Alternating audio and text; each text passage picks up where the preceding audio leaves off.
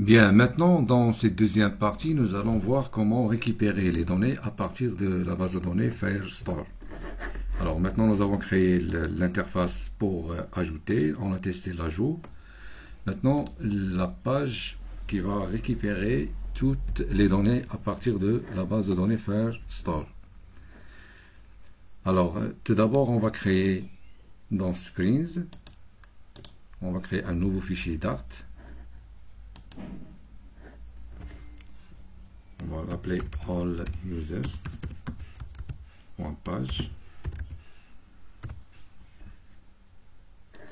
Voilà. Alors ici, on va importer tout d'abord le matériel. Ensuite, on va créer stateful widget qu'on va l'appeler all users. Et maintenant, donc, le widget, stateful widget, il va retourner à scaffold. Et on ne va pas utiliser le à part, donc, parce qu'on a déjà les tabs pour la navigation entre les pages. Alors, directement le body. Alors, maintenant, body, on va utiliser Stream Builder. Alors, Stream Builder, donc c'est un widget qui va construire notre widget à partir d'un stream, un flux de données. Alors le type c'est à partir d'un query snapshot. Alors maintenant on va définir qu'est-ce que c'est que le stream, le flux de données. Le stream, donc c'est une requête, donc firestore.instance.collection. donc collection c'est notre collection, je rappelle, notre collection c'est users, donc on a des documents qu'on a ajoutés, donc on va récupérer tous les documents qui existent dans la collection users. Donc chaque document c'est un enregistrement qui contient les informations d'un user, l'âge, name et le ID. Donc la collection, donc c'est users. Ensuite, donc on peut utiliser order by, c'est-à-dire le tri, order by le champ name. Point.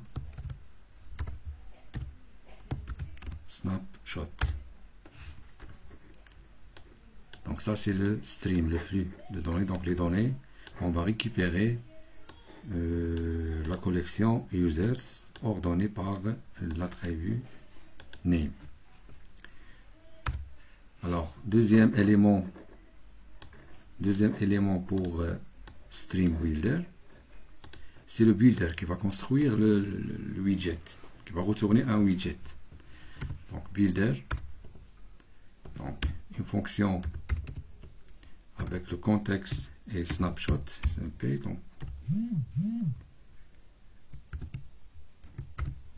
voilà. Donc maintenant on va tester est-ce qu'il y a des données dans le snapshot. Donc premièrement, si snapshot.hasError, donc c'est-à-dire si la requête est générée une erreur, alors là on va retourner un widget, donc center widget qui mentionne qu'il y a une erreur.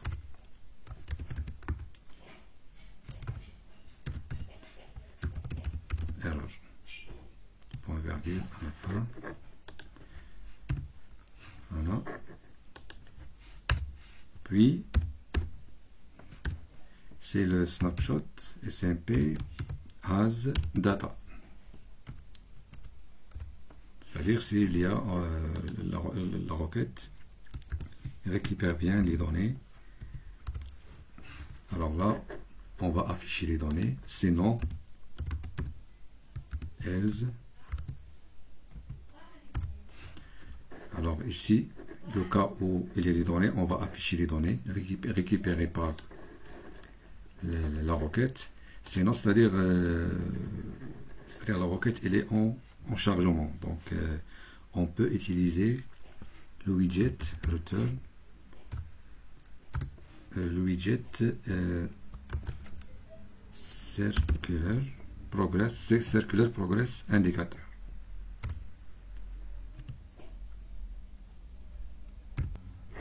Circular progress indicator va générer un widget comme ça qui indique que chargement, c'est-à-dire les données en cours de chargement. Bien, maintenant on va extraire les données à partir de l'objet SMP. SMP c'est un objet de type query snapshot. Alors les données récupérées, on va les stocker dans une liste d'objets user. Donc il faut créer cette liste. Alors ici on va créer liste d'objets user. On va l'appeler liste d'objets user, all users. On va l'appeler all users, initialisé par une liste vide. Alors là, il faut importer le modèle. Import modèle. Et bien maintenant, dans le bloc où snapshot has data, ici, alors la liste all users, il va recevoir à partir de snp.data.docs tous les documents. Donc ça c'est une liste. Donc on va mapper pour traiter chaque élément dans cette liste pour le convertir en un objet user. Alors, .map. Alors on va prendre chaque document et on va le convertir en objet user. Donc on va utiliser user.from JSON et on va prendre l'élément doc.data. Donc document.data c'est un map. On va faire le casting, donc as map string pour les clés et dynamique pour les valeurs.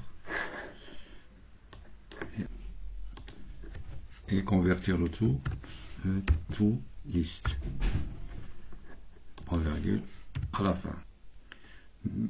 Alors ce qu'on a fait maintenant, c'est à partir de l'objet snapshot, donc on a accédé à tous les documents et par la suite on a pris chaque élément, chaque document de cette liste et on l'a converti en un objet user.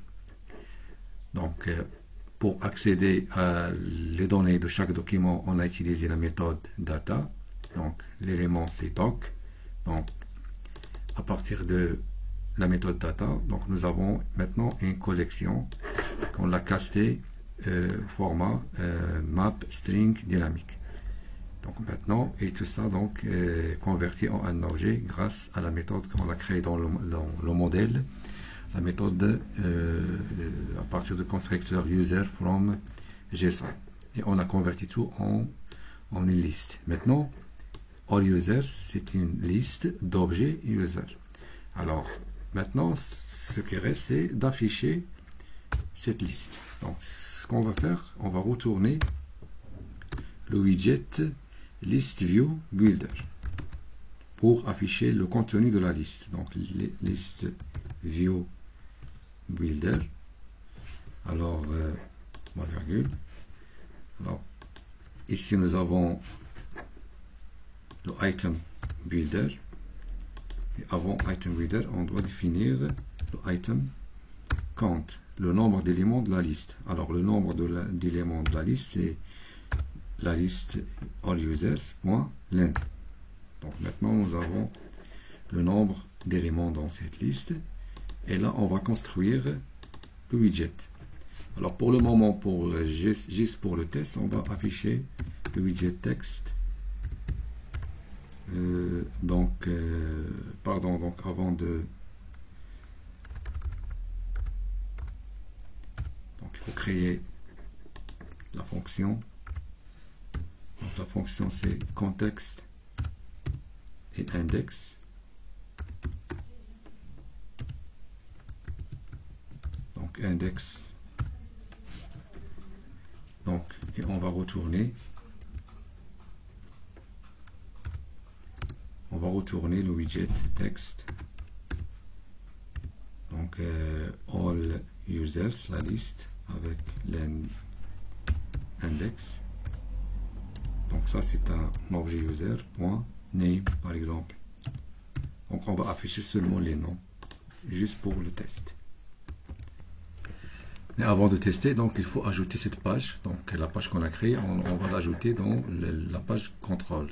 Comme ça, lorsqu'on clique sur users, on affiche la page qui affiche tous les utilisateurs. Alors dans cette page, alors le premier élément c'est add user qu'on a créé. Alors ici deuxième widget, c'est le widget qu'on a créé, la page all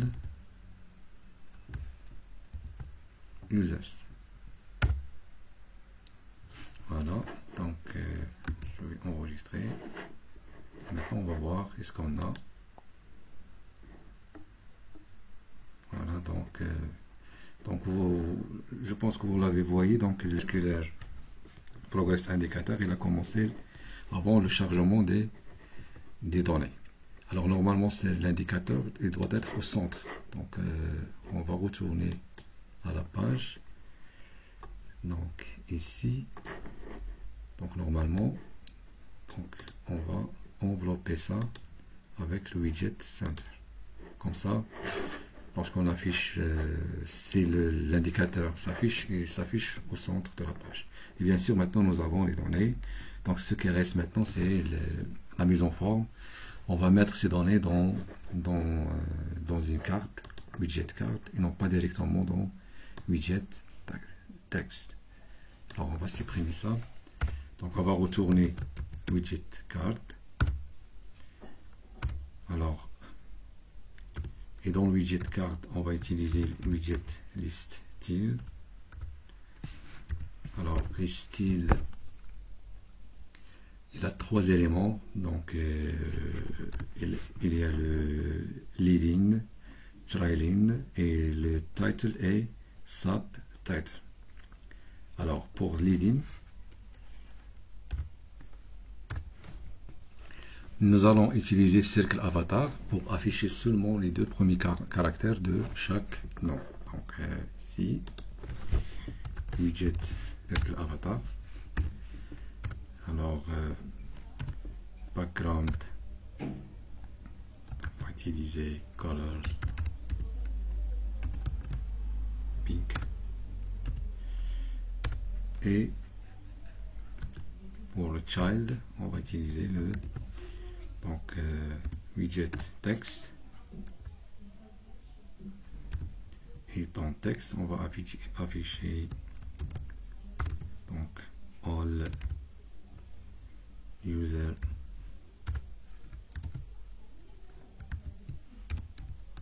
index. Donc l'objet courant en name.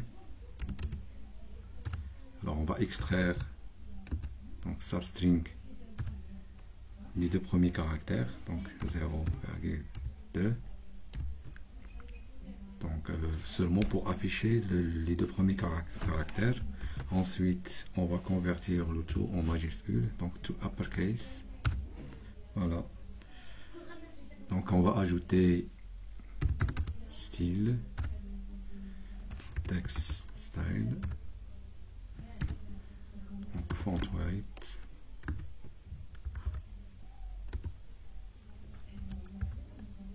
la classe font weight bold. Voilà, donc je vais enregistrer.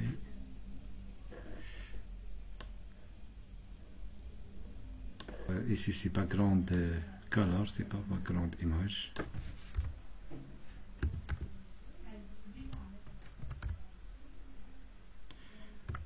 Voilà, donc j'enregistre. Et voilà. maintenant nous avons les noms, donc les objets sont récupérés, donc le trailing, donc cercle avatar avec les deux premiers caractères de chaque nom. Alors, deuxième élément c'est le title, donc toujours donc c'est le title. Alors title c'est le nom, donc widget text.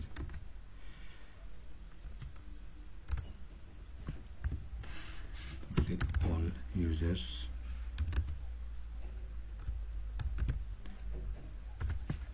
Index. Name. Donc on va ajouter style.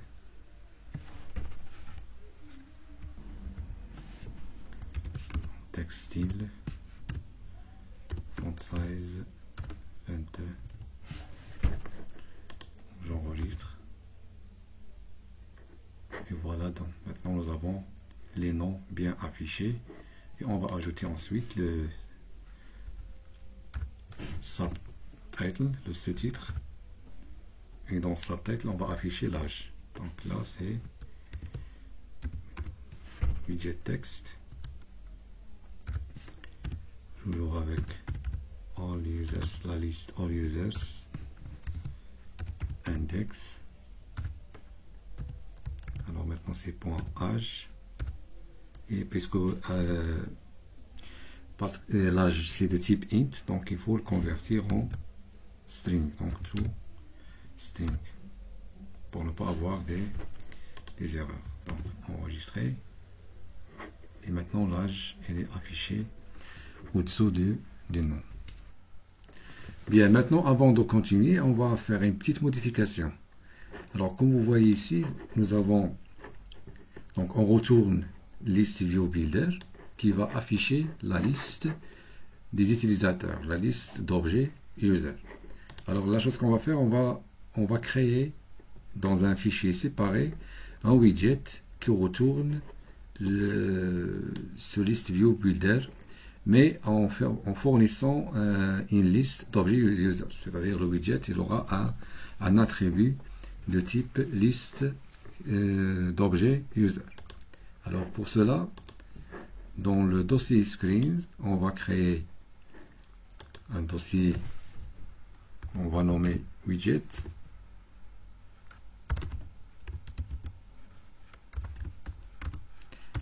Et dans ce dossier widget, on va créer un fichier Dart, file Dart. On va l'appeler users.list.dart. Alors, dans ce fichier, on va créer un stateful widget. Donc, tout d'abord, on importe matériel. Et on va créer un stateful widget qu'on va donner comme nom list users. Alors, ce widget, il aura un attribut de type liste d'objets user.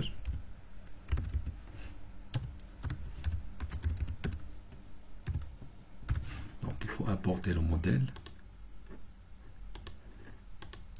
Voilà. Et il va nous falloir un constructeur list users. Donc required this.users. Voilà. Alors maintenant, ça c'est un stateful widget. Alors le travail sera dans cette classe-là, donc list users state. Donc c'est là qu'on va afficher on va retourner le list view builder. Alors là, il faut accéder à partir de cette classe, on doit accéder à l'attribut users. Alors là, ce qu'on va faire, c'est final. On va l'appeler all users qui reçoit widget.users. Voilà. Et maintenant, on va retourner le list view builder. Alors ici dans all users page, donc on va prendre tout ça,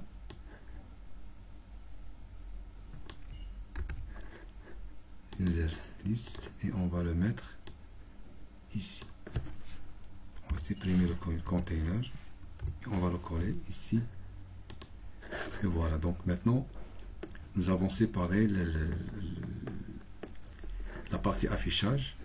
Alors maintenant, pour utiliser ce widget list users, alors ici on va retourner list users, mais on doit définir c'est quoi le users. Donc c'est liste d'objets users, c'est notre list all users. Donc comme ça le code il est propre. Donc si on voit le code, donc on teste le cas d'erreur, cas où on a les données, donc on va afficher la liste qui est dans un fichier séparé. Cas où le chargement, on affiche le circulaire progress indicator. Donc je vais enregistrer pour voir. Voilà, donc toujours nous avons la liste. On va tester, on va ajouter par exemple un user Aya, donc l'âge 24, on va ajouter et on va voir. Voilà, donc elle est bien ajoutée parce que la liste il est triée par l'ordre croissant alphabétique selon l'attribut name. Bien, maintenant nous avons l'affichage des données à partir de la base de données Firestore. Alors ce qui reste maintenant c'est le delete et l'update, c'est-à-dire la mise à jour et la suppression. Alors avant de continuer, j'aimerais signaler une chose concernant l'utilisation de Stream Builder. Alors Stream Builder, lorsqu'on utilise Stream Builder, les données ils sont synchronisées avec la base de données. Alors c'est-à-dire s'il y a un changement dans la base, donc on aura le résultat directement dans l'affichage, sans avoir besoin d'actualiser la page. Alors on va faire un test.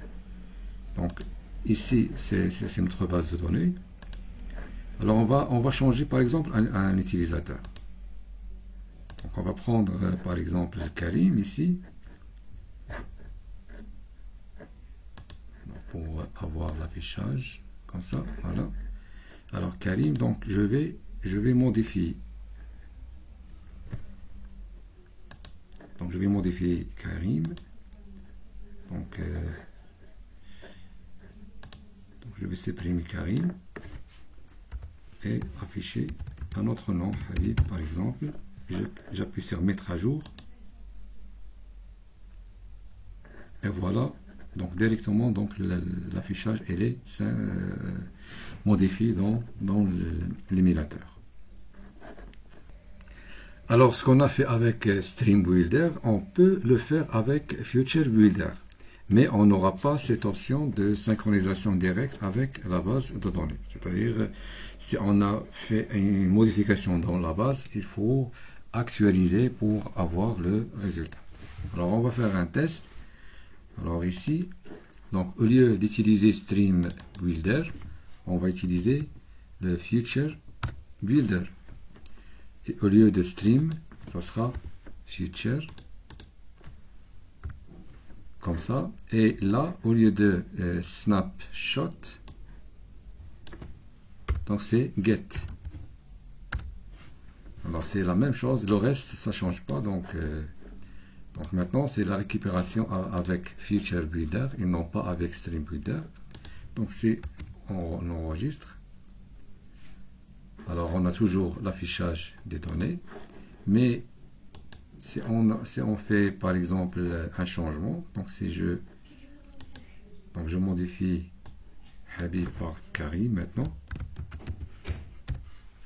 mettre à jour, donc il n'est pas à jour. Donc il faut voilà, donc il faut actualiser. Maintenant elle est, donc on n'a pas une actualisation directe, synchronisation directe. Donc c'est ça la différence entre l'utilisation de Stream Builder et Future Builder.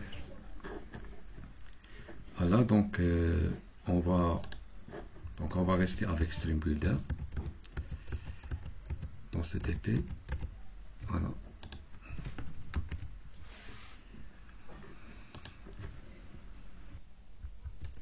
Alors maintenant, en ce qui concerne la modification et la suppression, alors on va ajouter ici, dans chaque style, les styles, on va ajouter deux boutons.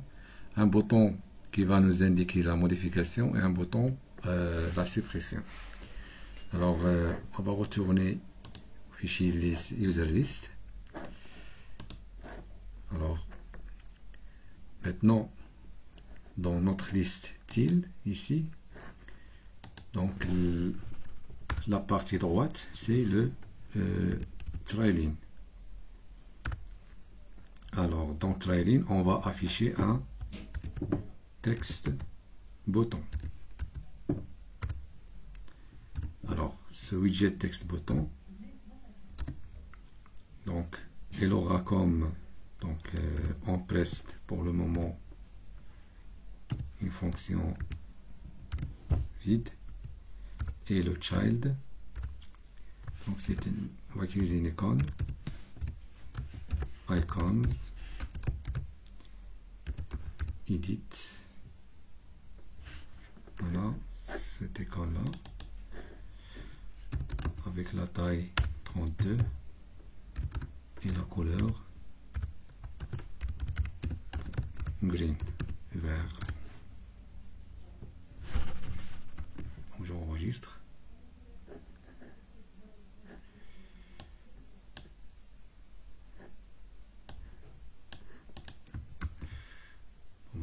L'affichage, voilà.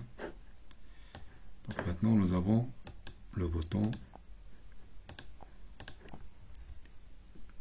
pour éditer. Alors et puisqu'on aura besoin de deux boutons, donc il faut, alors là on va utiliser un widget row. Donc je vais prendre ça, donc widget row. Alors main access size, donc c'est main access size min, parce qu'on va utiliser deux boutons.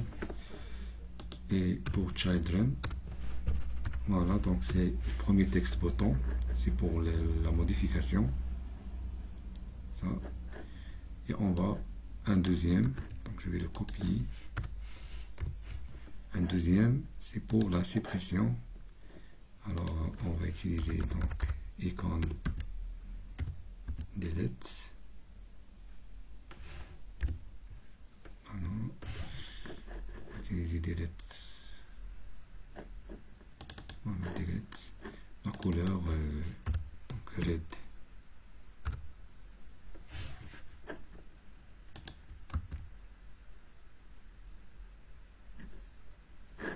Maintenant nous avons deux boutons.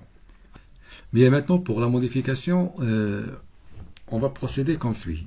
Alors lorsqu'on appuie sur cette icône de modification, on va afficher un modal, un dialogue alerte dialogue, qui va afficher les informations de l'utilisateur courant, et comme ça on pourra modifier les informations.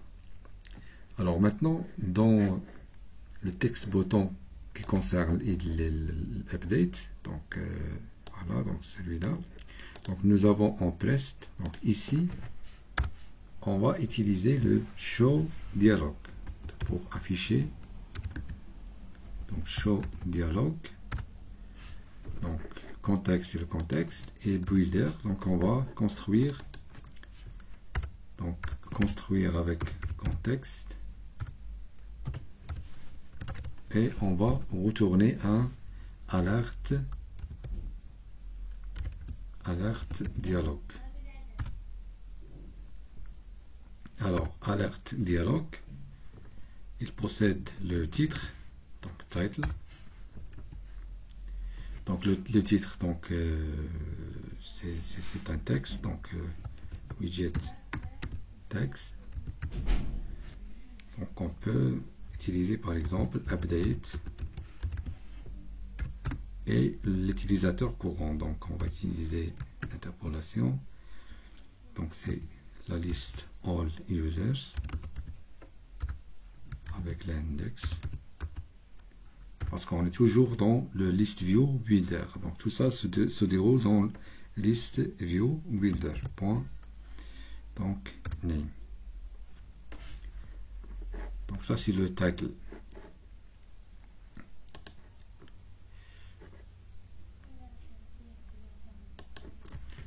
Voilà, donc ça c'est alerte et ça c'est show dialogue point virgule. Voilà, donc je vais enregistrer et voir. Donc si j'appuie sur, donc on aura donc update 23. Donc normalement c'est le name, c'est pas le l'âge. Donc name,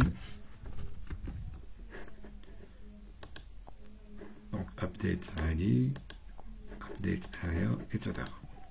Donc ça c'est le titre. Ensuite, il y a l'attribut content, c'est-à-dire le contenu de cette boîte de dialogue ou cette alerte. Alors content, on va utiliser un container.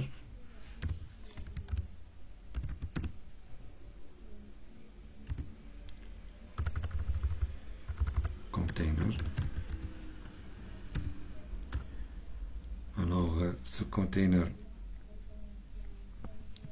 donc child, donc colonne,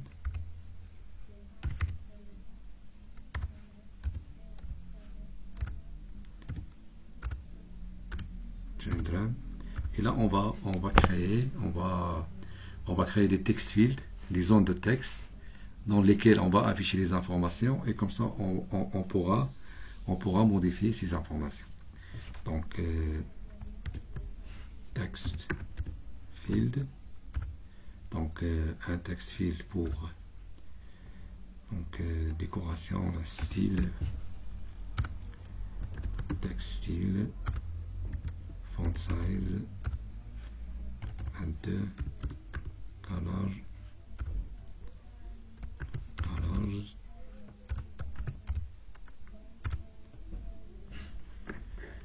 ensuite décoration, donc input decoration, donc label texte, donc ça c'est name. Voilà, et on va copier ce text field,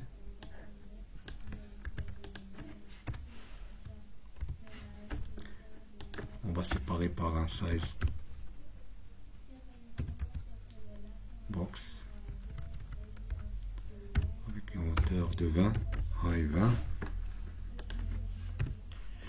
Alors là, donc ça c'est pour H.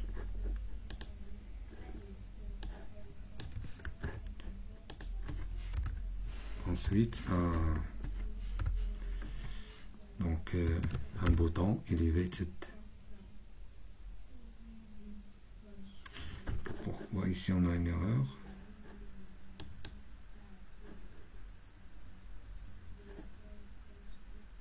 Voilà, donc ça doit être à l'extérieur de text field. Donc c'est ici, donc elevated bouton. Alors comme d'habitude, donc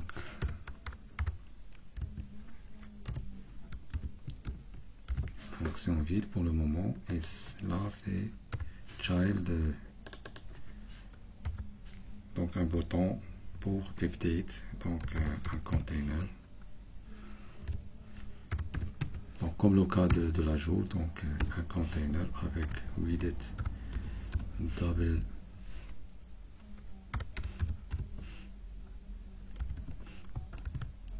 infinity pour prendre toute la largeur. Et pour child, alors on peut ajouter un texte,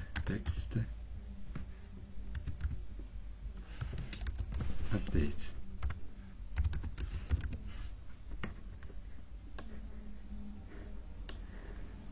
Alors, je vais enregistrer. On va tester maintenant. Donc voilà, donc nous avons name, âge, etc. Alors, c'est le problème de la taille. Alors, donc pour résoudre ce problème, donc ce qu'on va faire, alors tout d'abord on va compléter la décoration ici, donc dans Decoration. Alors, on va ajouter border, outline border, comme ça.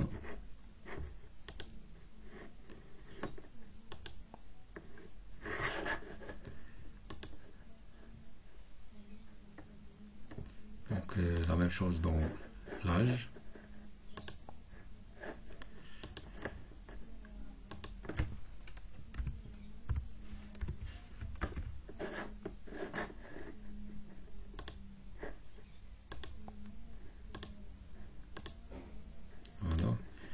Maintenant, ce qu'on va faire pour résoudre le problème de la taille, donc on va envelopper le widget container qui affiche donc ce widget là, content. Donc on va l'envelopper par single child scroll view. Donc wrap widget, alors là, donc c'est le widget single child scroll view. Alors comme ça,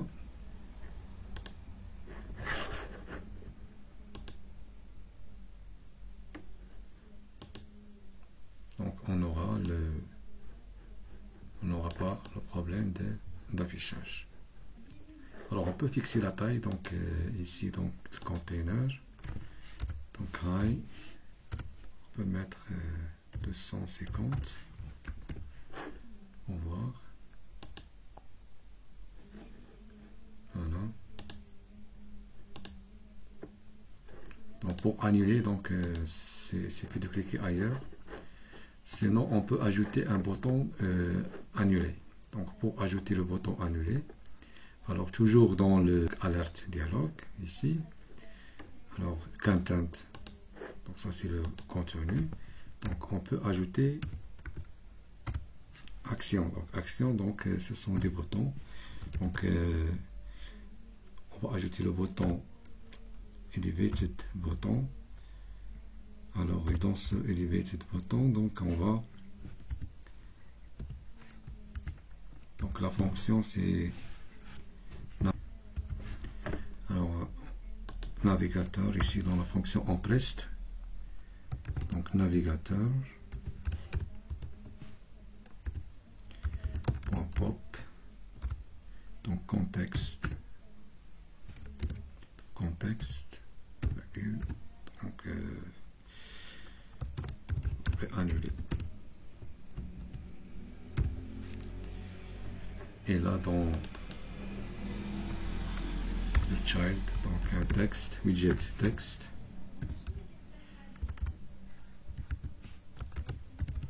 annuler ou la cancel. On va tester. Comme ça on aura le bouton annuler ici. Alors normalement maintenant, lorsqu'on clique sur le bouton edit pour un utilisateur, on doit avoir les informations de l'utilisateur affichées ici, dans le name et dans l'âge. Alors, pour faire ça, alors on aura deux contrôleurs pour les deux zones de texte. Alors ici, donc on va créer deux contrôleurs. Donc ici, donc donc final contrôleur pour donc contrôleur update name. Donc c'est un texte editing controller.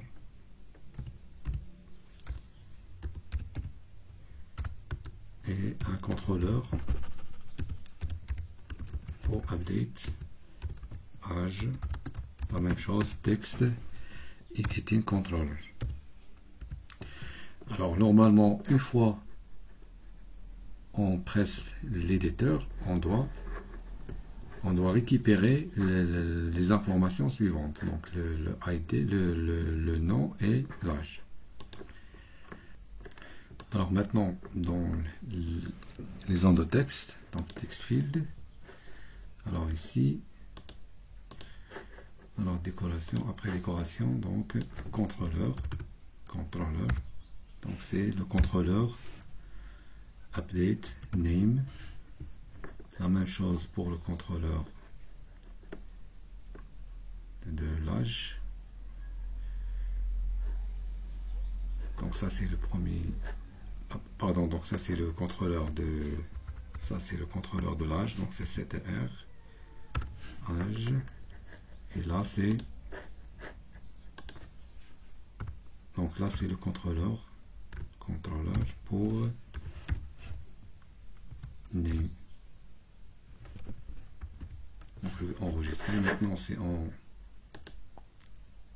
voilà, donc on a les informations bien affichées dans ces zones de texte. Alors maintenant, par la suite, si on aimerait modifier, donc on modifie le nom ou l'âge et on appuie sur Update pour faire la mise à jour. Bien, maintenant, on va créer la fonction qui va nous permettre de faire la mise à jour. Alors,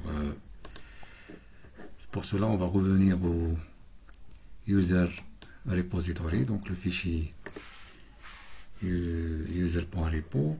Alors là, on va créer une fonction qui va nous permettre de faire la mise à jour. Donc, on va l'appeler donc future tout d'abord. On va le nommer update user. Donc, comme argument, un objet user asynchrone. Alors là, donc premièrement, on doit préciser le document à mettre à jour. Donc le document doc user, donc c'est Firebase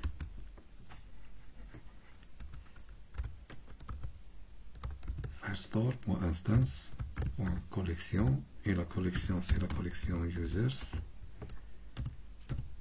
et le document doc. Mais là, on doit préciser le ID, donc c'est le ID de notre objet user. Et par la suite, donc wait, on va faire la mise à jour. Donc c'est doc user.update, la méthode update avec l'objet user, mais il faut le convertir to JSON, to collection. Voilà, maintenant la méthode elle est prête pour l'utiliser pour faire la mise à jour. Alors maintenant dans le fichier affichage ici, donc comme on a fait pour le cas de l'ajout, il faut créer un objet. Alors ça c'est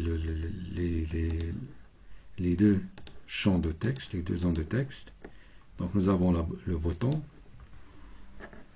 pour faire l'update. Alors dans ce bouton, alors là on va créer notre objet user, donc final, donc user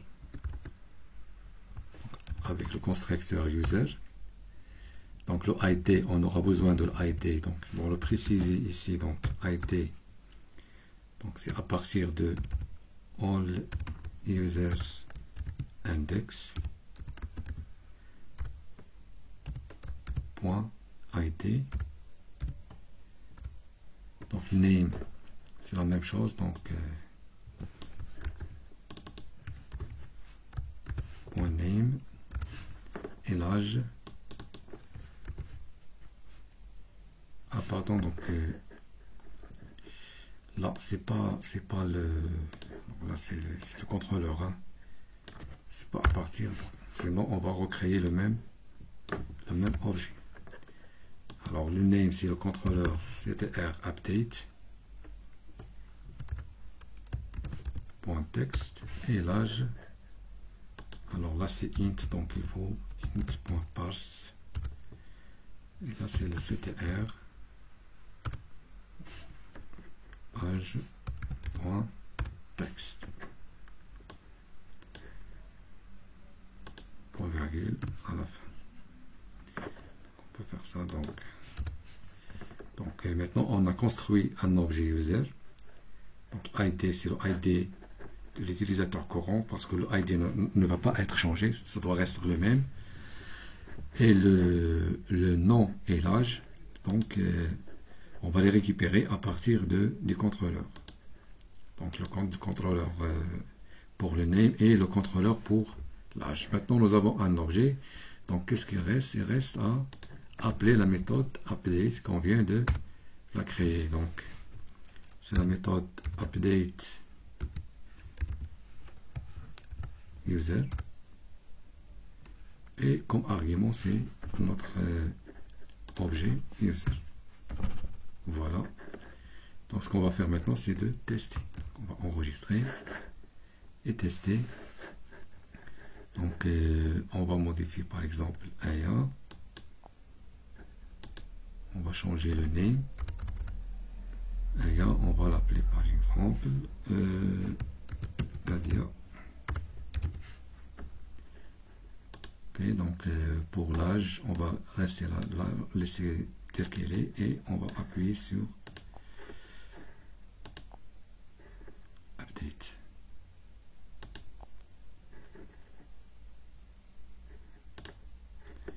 Donc voilà. Maintenant, on n'a plus Aya, mais on a Nadia. Donc et c'est placé ici parce que toujours la liste il est triée selon name. Donc si on change par exemple Samia maintenant, on va donner un nom qui commence par A. Donc Samia par Aya maintenant. L'âge, on va donner l'âge au lieu de 20.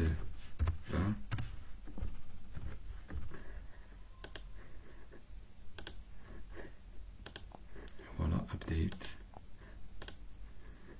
Voilà, donc nous avons Aya ici. Ali, Aya, etc.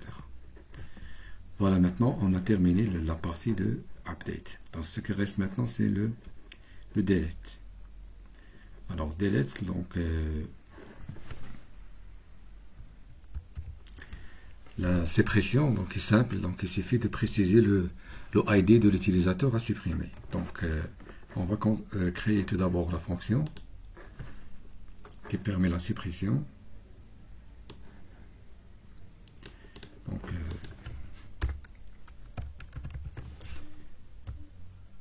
on va séparer comme ça, donc future, donc on va l'appeler delete user.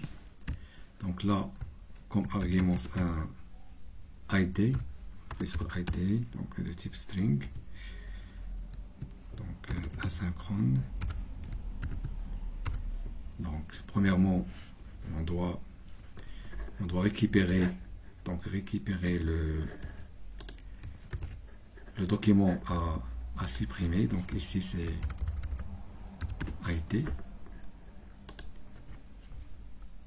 Et par la suite, await,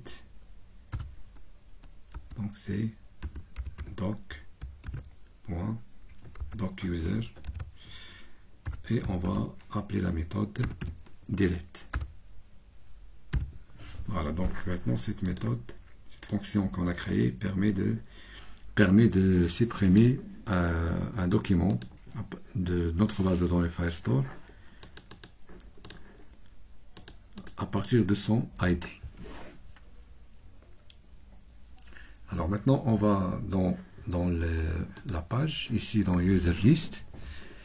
Alors ce qu'on va faire, donc, on ne va pas appeler la méthode directement, mais il faut un message de confirmation. Donc un message de confirmation. Donc c'est comme le cas qu'on a fait ici. Donc on a affiché une boîte de dialogue.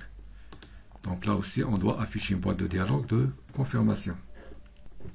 Bien, maintenant dans le bouton qui concerne la sépression, on va ajouter un alerte dialogue. Alors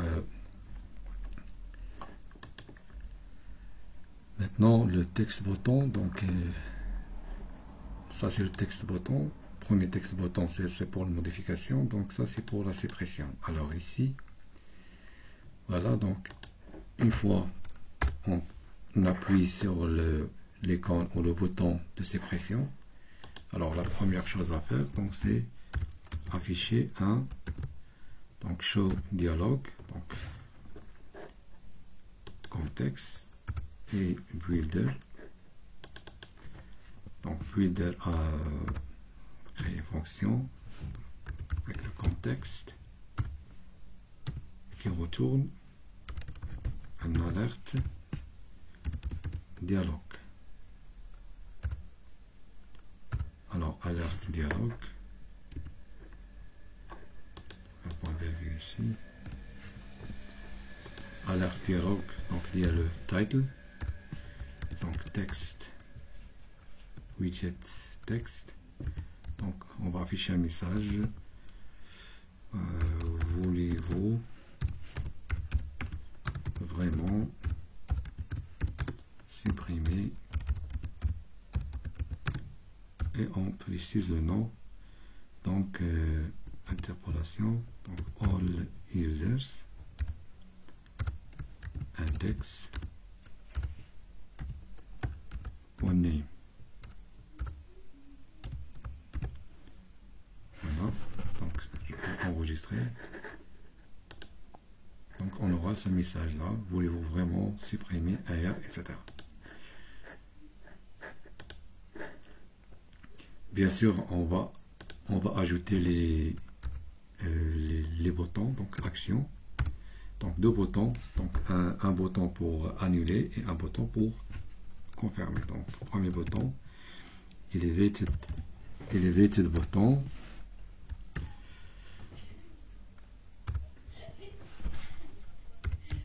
On presse pour le moment.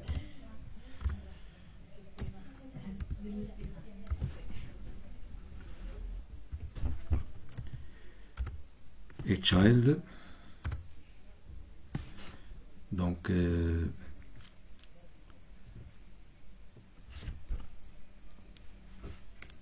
un texte, donc oui,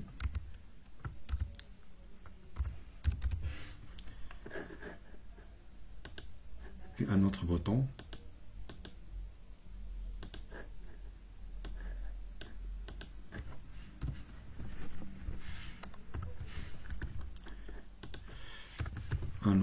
pour annuler.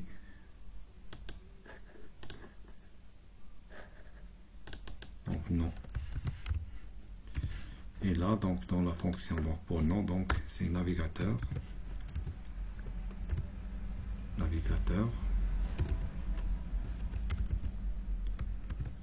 Pop. Non, c'est navigateur. Oui. Navigateur.pop. Contexte. Donc annuler. Voilà. Et là, donc pour la confirmation, oui. Alors oui, donc là, il faut appeler la méthode delete. Donc delete user. Et le ID, c'est à partir de all, la liste all user, index, .id.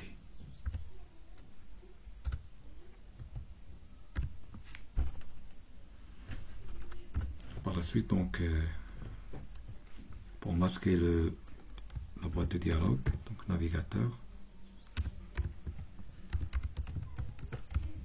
.pop, contexte,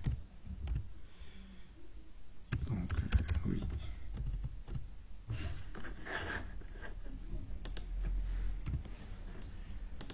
Voilà, maintenant on va tester. On va supprimer par exemple Karim. Donc le message, voulez-vous vraiment supprimer Karim? Donc si j'appuie sur non, donc rien ne se passe. Maintenant, oui. Voilà, maintenant Karim il est supprimé.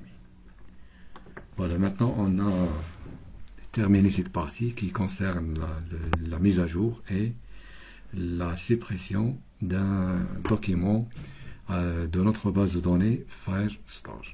Merci.